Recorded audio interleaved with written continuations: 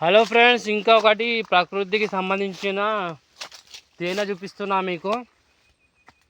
తేనె ఇది తింటే మీకు ఆరోగ్యం చాలా బాగుంటుంది. ఏడుంది తేనె? ప్రకృతి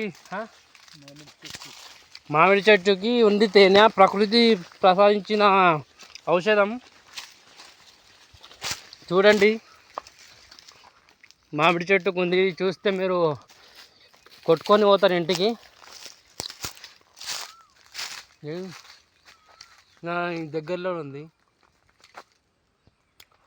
ఇప్పుడైతే చిన్నగా ఉంది అది.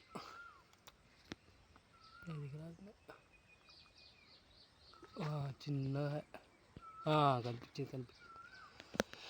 ఇప్పుడే చిన్నగా ఉంది. ఇంకా 20 days తర్వాత దీన్ని కొట్టాలి తేనెను.